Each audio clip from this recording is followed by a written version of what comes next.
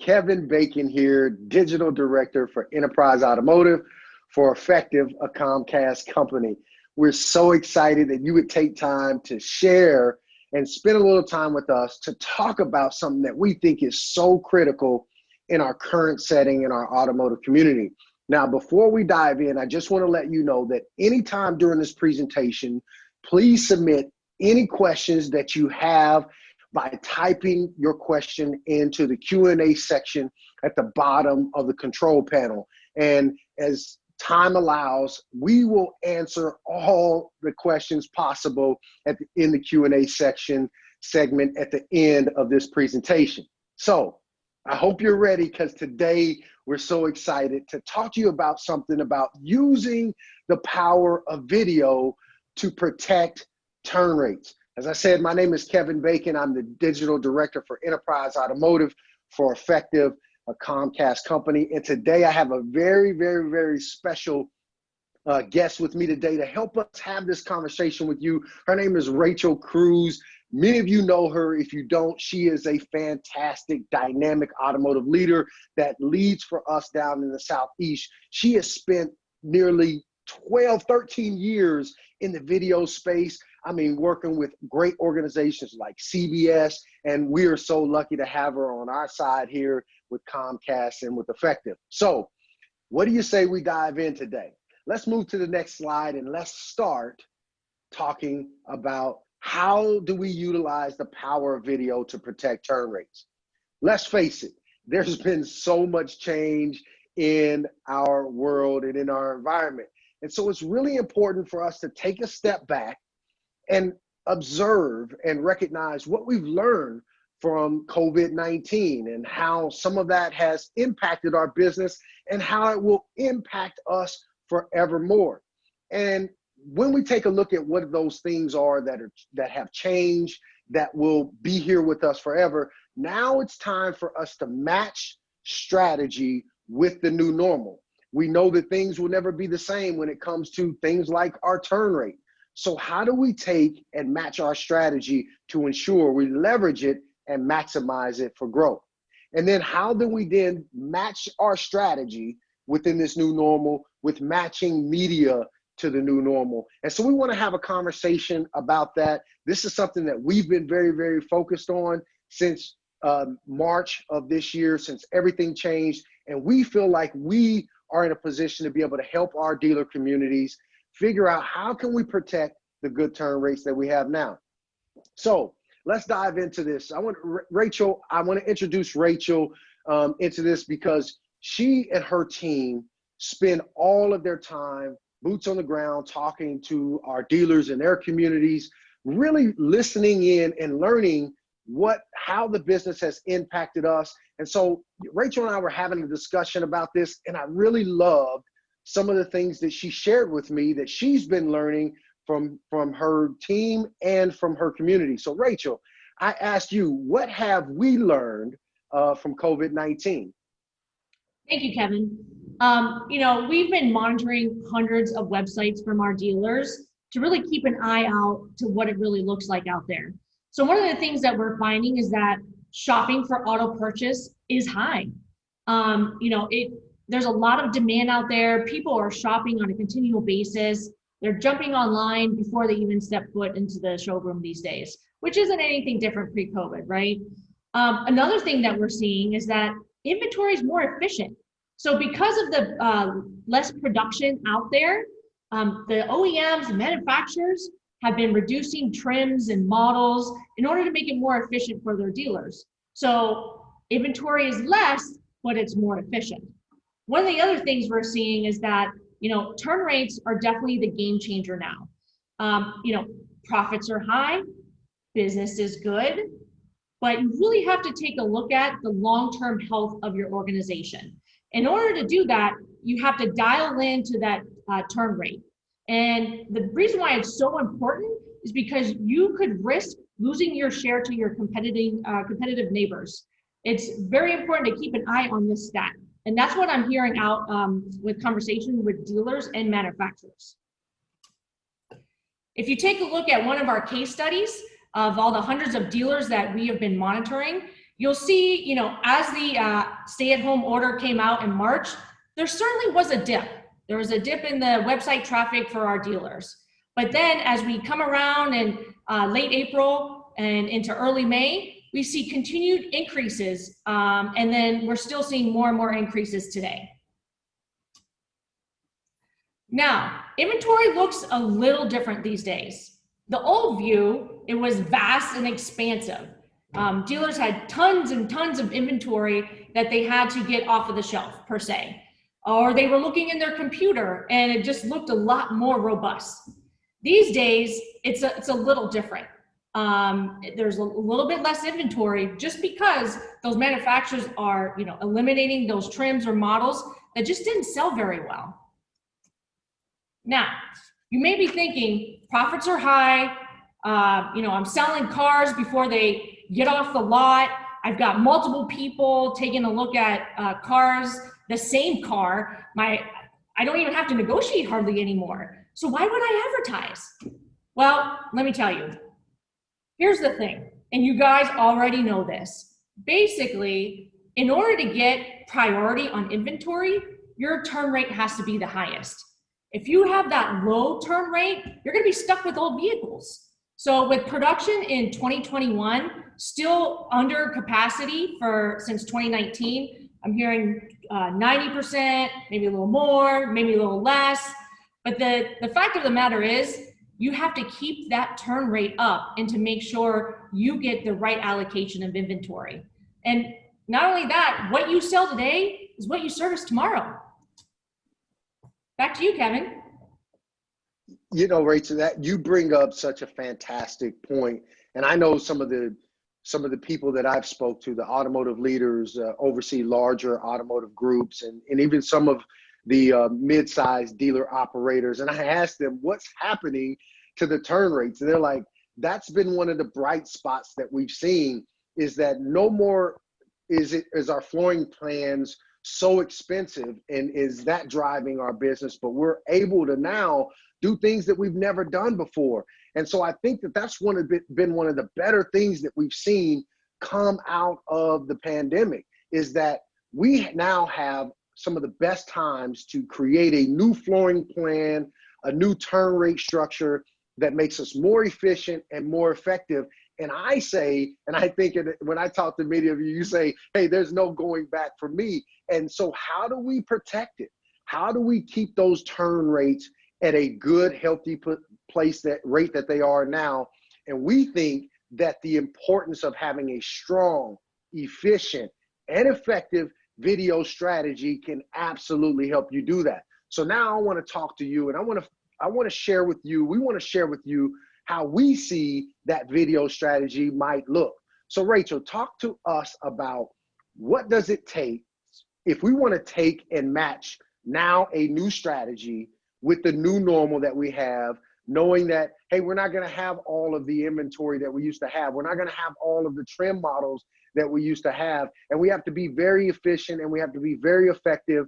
And I'm just not going to go out and do a shotgun approach of advertising anymore. I'm not going to do a shotgun approach to video anymore. So how then do we match strategy with the new normal? It's a great question, Kevin. And what I would say is concentrate on your key zip codes. You want to be the most effective and efficient as you possibly can with your dollars.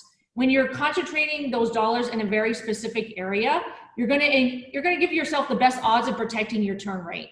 And not only that, again, I know I said it before, where you sell is where you were serviced. So sell today, service tomorrow. Not only that, you want to dominate. Not just, you know, sprinkle some advertising, you know, like Kevin said, the shotgun approach, sprinkle here, sprinkle there.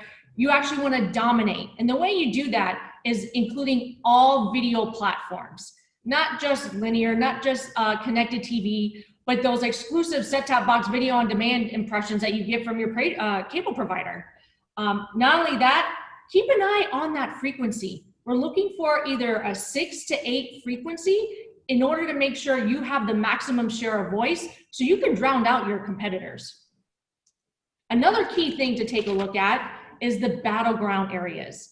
This is your secondary market area, those zip codes right outside your primary market area. Why is this important? Well, this is important because you're able to expand on that reach, but not to the point where you're, like Kevin said, doing that shotgun approach. You're being very strategic for those ancillary zip codes that can extend your reach and maximize your media dollars. Rachel, I think you hit on a couple of points that I just want to make sure we absorb and take in. Now, more than ever, is it important for you to concentrate. And one of the things that I love about one of the approaches that I think you should take when looking at creating a video strategy is you need to know where you are, right? Have some analysis done. I know for us, we start there. We start and we look and we do a deep dive analysis into where your sales are, what areas of the zip codes that you need to concentrate, and what areas in neighborhoods and homes you need to absolutely dominate whatever's happening within that home. And then those become the homes that you must own.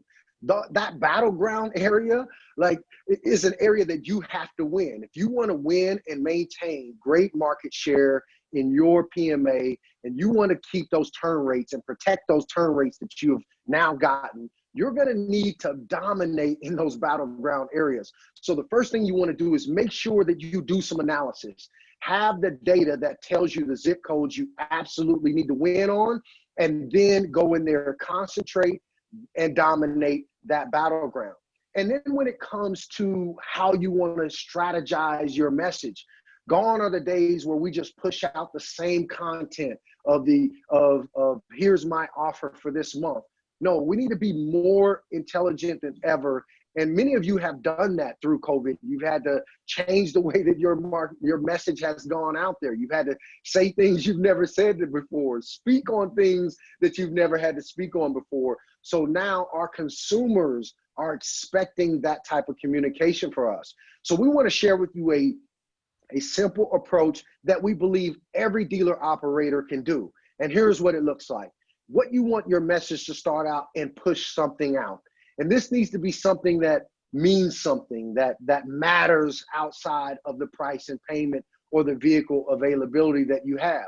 Because we know that many of these consumers in these neighborhoods in the battleground area, they may be thinking about purchasing a vehicle a month down the road or whatever, but you need to push a message to them that lets them know, hey, remember, you need to make this move. You need to be shopping for your vehicle. And then throughout your month, you also want to do some push-pull that also reinforces that initial push message, but lets them know how they can get started. And then finally, we know at the end of the day, it's about pulling those in-market shoppers, those fish, if you will, out of the pond because they're ready. So we don't want to put over-index and put all of our efforts into the pull. We don't want to put all of our efforts into the push, but we want to have a consistent, strategic communication and message to the neighborhoods that we need to actually win, and make sure we're doing that on a consistent basis. So let me share with you what that might look like. Let's go to that next slide. So let's say, for example, you have these households that you know, for example, are moms with young children. You know that what's important to them is having an SUV with a third row. So you may begin pushing a message to that group. We also know that there are those who are in market now for a new vehicle, and we want to push. We want to push, and then we want to pull that with that manufacturer incentive. We know that as lives continue to go, many families are severely impacted as well. We have moms with families with teenagers, and safety is important. Safety is all-time importance. So why not have some messaging that goes out that speaks directly to those households and those homes who that would appeal to? And another one would be, hey, when all said and done, you want to have your go-to-market, your modern brand promise, why that neighborhood needs to always think of you first when it comes to purchasing their vehicle. Gone are the days when we should just send out one video message and just run that message over and over and over again. You have the ability in today's environment to smartly target, to do an analysis of your area, an analysis of your PMA, and find out those zip codes, those battleground areas where you have to win.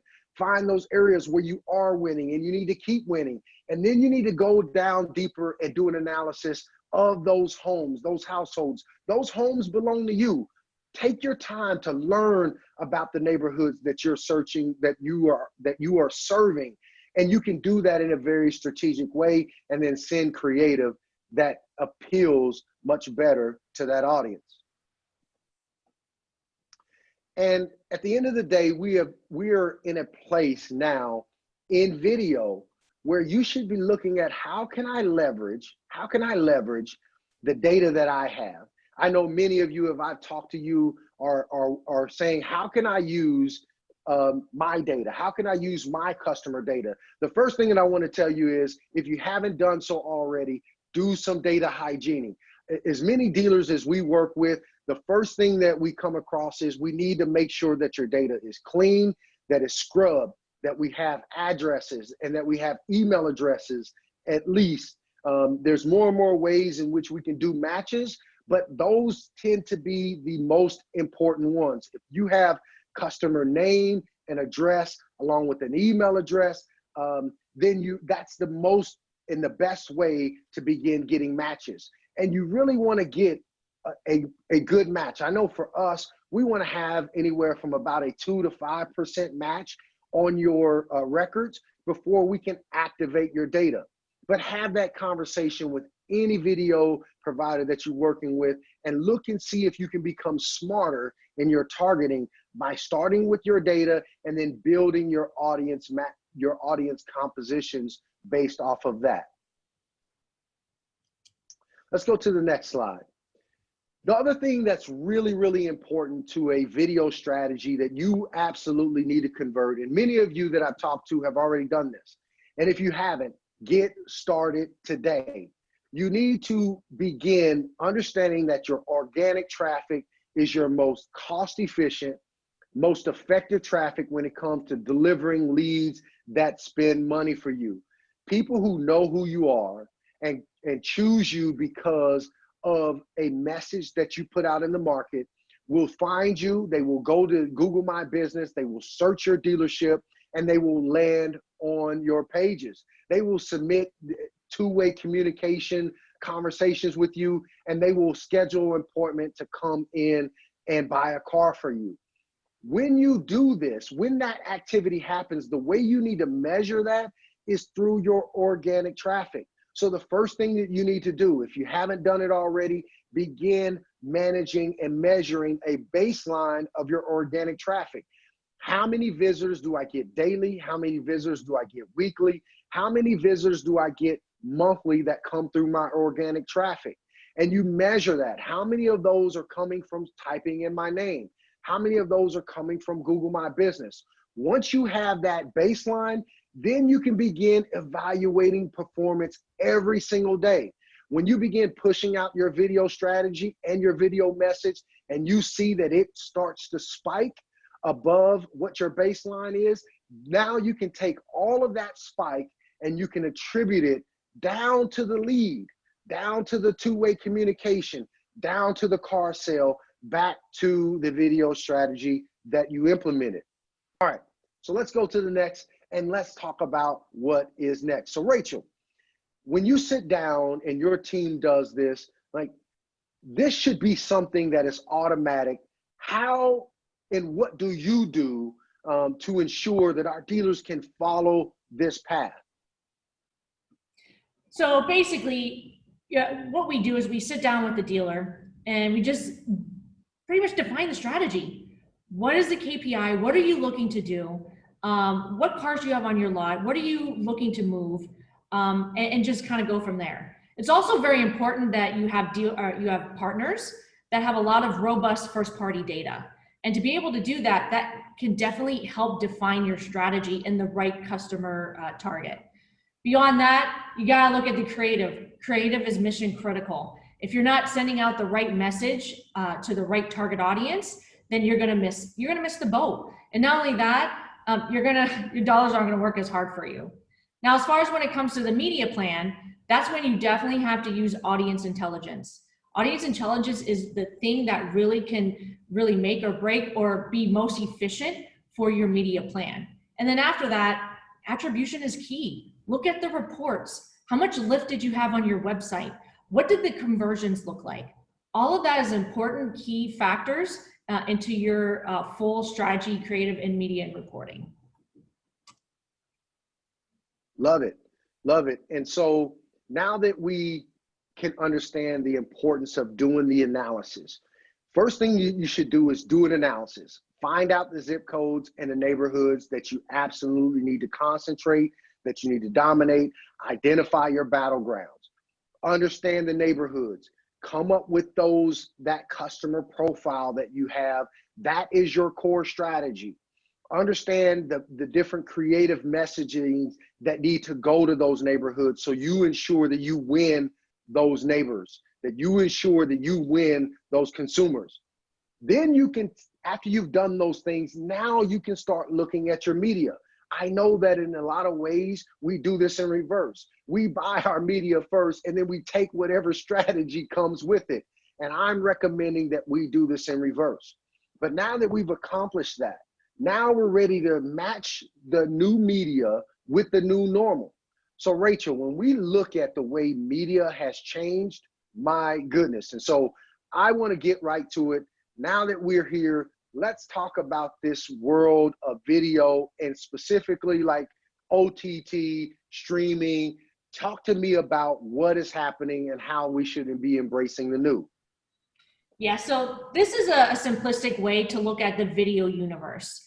You know, you've got your traditional space, your non-traditional space, but what we're talking about today is the OTT space. And there's tons and tons of articles out there touting the growth of this connected TV and OTT. But the one thing you'll find is that the majority of this growth is coming from non-ad supported content. Think of your family, think of your friends. Are they now watching Netflix or Amazon Prime or Disney Plus? All of that has changed, and that is definitely where you're getting the most growth. The thing is, it's not just about OTT. It's about, you know, the TV everywhere space and those exclusive set-top box video on demand impressions that you get from your cable provider. One thing I would say is that there's a lot of competition out there in this space. You've probably been approached by multiple new companies that are saying that they've got the best OTT product, or it's really like the Wild Wild West. And what you really want to be associated with is the person with the biggest gun. And with that, you need to ask them, do they have full access to authenticated impressions? Do they have access to the non-authenticated impressions? Do they have any entry point with those set-top box video on demand impressions? All of that is very important because it provides scale. You want your message to reach as many people as possible, because at the end of the day, that's what matters most, is the reach and the targetability that you offer. This is a sample case study that we did over at Effectv, and it really breaks down what that digital landscape looks like on a performance level. What you'll see on the left-hand side is that 35% of that digital impression delivery was from connected TV, which is very important. But what we didn't realize until we took a deep dive into it is that 30% is from those exclusive set-top box video on demand impressions that you do get from your cable provider. If you keep going across, you'll see that 21% is from mobile apps. No surprise, everyone's using their phone these days. Then you also have the 10% coming from websites, and then the 4% with the unmatched device. Now, if you dive a little bit deeper, are all impressions really created equal? You want to take a look at the context and also the content.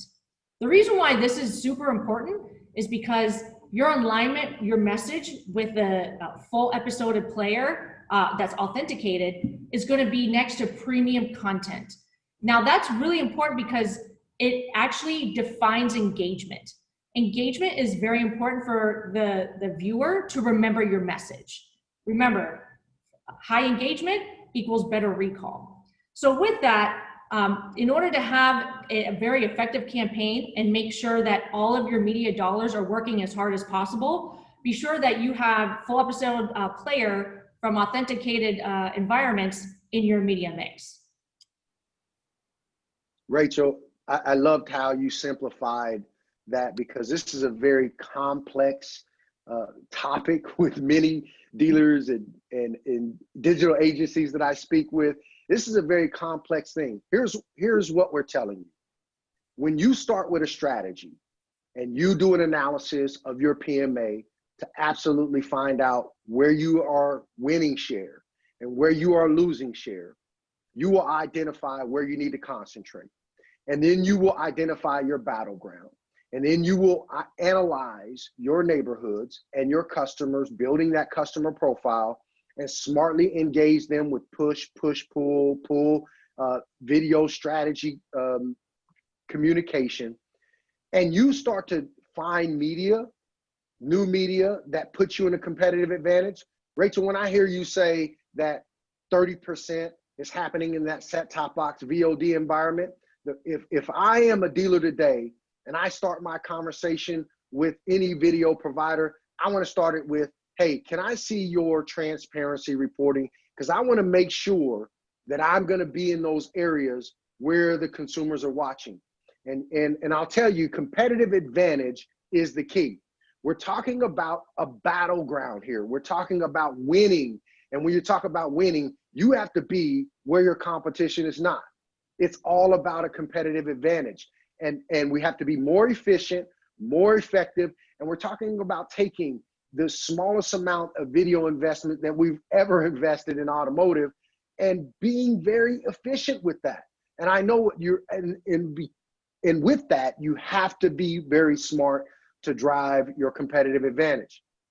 So Rachel, when we talk about securing that competitive advantage, it really boils down to, now you know, you have the knowledge, you take a data-first approach, you leverage, as Rachel talked about, the audience-first strategy to drive awareness into the zip codes and into the homes that matter to you, and it will build that brand awareness on its own.